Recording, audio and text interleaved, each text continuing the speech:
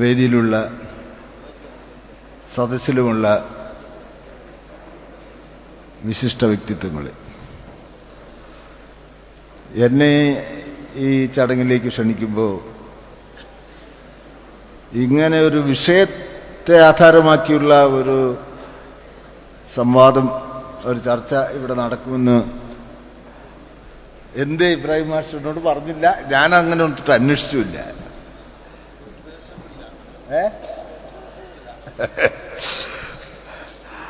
അപ്പൊ എന്നെ കൊണ്ട് അത് ഉദ്ദേശിച്ചിട്ടില്ലെന്ന് അപ്പം ഉസ്താദ് പറഞ്ഞത് നിങ്ങൾക്ക് കേട്ടിട്ടില്ലെങ്കിൽ ഞാൻ പറയാം. ഞാനിവിടെ വരുന്നത് ഇതൊന്നും ഒരു വിഷയത്തെ ആധാരമാക്കി സംസാരിക്കാനോ ഒന്നിനോ അല്ല. നേരെ മറിച്ച്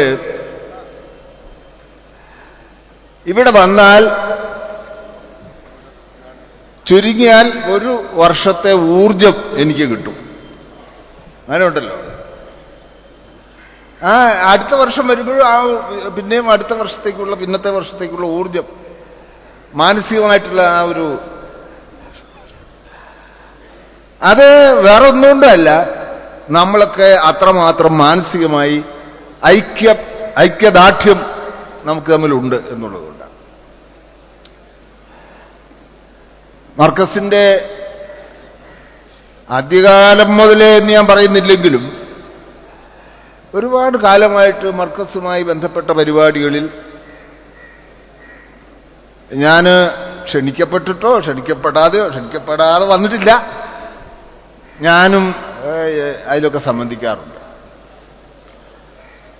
ഞാനിവിടെ സംബന്ധിക്കുമ്പോൾ എൻ്റെ ഏറ്റവും പ്രധാന ആകർഷകം, എനിക്ക് ഈ പരിപാടിയിൽ സംബന്ധിച്ച് തിരികെ പോകുമ്പോഴേക്ക് കുറേ വർഷങ്ങൾ പ്രായം കുറഞ്ഞു, ചെറുപ്പം ആയിപ്പോയി, ഊർജം കൂടുതൽ സംഭരിച്ചിരിക്കുന്നു എന്നുള്ള ആ ഒരു പ്രതീതിയാണ്. അതും ദേശരക്ഷയ്ക്ക് തീർച്ചയായിട്ടും നല്ലതല്ലേ?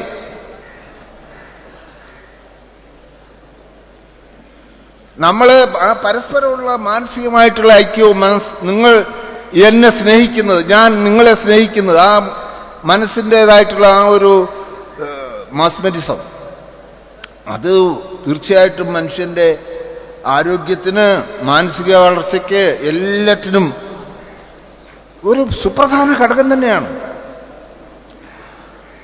അതുകൊണ്ടാണ്, അല്ലാതെ എന്തെങ്കിലും ഒരു പ്രത്യേക വിഷയത്തെ അധികരിച്ച് സംസാരിക്കാനോ ഒന്നുമല്ല. അങ്ങനെ ഒരു വിഷയത്തെ അധികരിച്ച് സംസാരിക്കാൻ ആണെന്നുണ്ടെങ്കിൽ ആ വിഷയം എന്താണെന്ന് ആദ്യം അറിയുകയും അതിന്റെ അടിസ്ഥാനത്തിൽ അതേ സംബന്ധിച്ചിടത്തോളം ഒരു റെഫറൻസ് ഒക്കെ നടത്തി വരികയും ചെയ്യാമായിരുന്നു. അല്ലെങ്കിൽ അത് ചെയ്തില്ല എന്നുള്ളത് കൊണ്ട് ഇവിടെ യാതൊരു കോട്ടവും ഉണ്ടായിട്ടില്ല. മുമ്പ് സംസാരിച്ചവരൊക്കെ അതേ സംബന്ധിച്ചിടത്തോളം വളരെ ആധികാരികമായി വിശദമായി തന്നെ സംസാരിക്കുന്നുണ്ടായി. ഏതായാലും മർക്കസ് ഒരു കാലത്ത് അതിന് ഒരുപാട് പ്രതികൂല ഘടകങ്ങൾ, സാഹചര്യങ്ങളൊക്കെ നേരിടേണ്ടി വന്നിട്ടുണ്ട്.